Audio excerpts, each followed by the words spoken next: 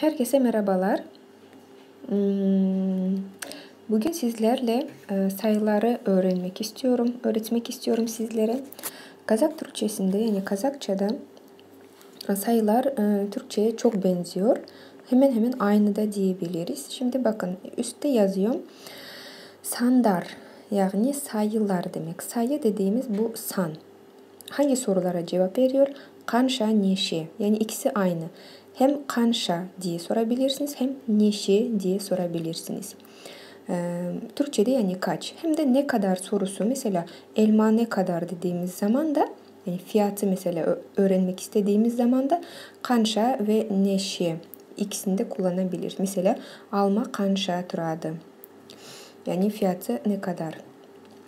Şimdi bu tablonun içine bakalım. Burada sayılar var. Yanında da yazı şekli. Birlikte okuyalım.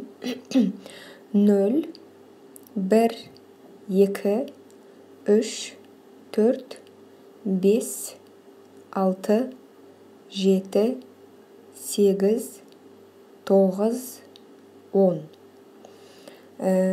İkinci tablonun ikinci bölümüne bakalım. 11, 12. Yani bu şekilde devam ediyor. Mesela ve ayrı yazılıyor. Tam Türkçedeki gibi. Mesela Türkçede 15 dediğimiz zaman ayrı yazılıyor. Kazakçada da aynısı. 20 yani 20, 20. 25 demek istiyorsak 25. 30, 40, 50, 60, 70, 80, 90, 100. 1000.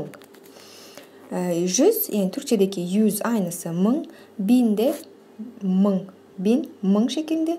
100 şeklinde. Şimdi aşağıya bakalım. Rettik sanesim. Rettik sanesim yani bu kaçıncı sorusuna cevap veren. Kanşasınşı, neşinşı.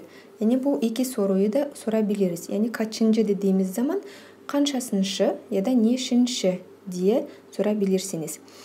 Onu söylemek için biz sayılara anşı, enşi eklerini ekleyerek yapıyoruz. Mesela kalınsa yani söz kalınsa yani sayı söylediğimiz zaman kalınsa anşı ekliyoruz. İnce ise enşi. Mesela bir ince.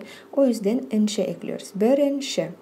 Önceki derslerimde harfleri gördüğümüz zaman onların hangisi kalın, hangisi ince hepsini söylemiştim.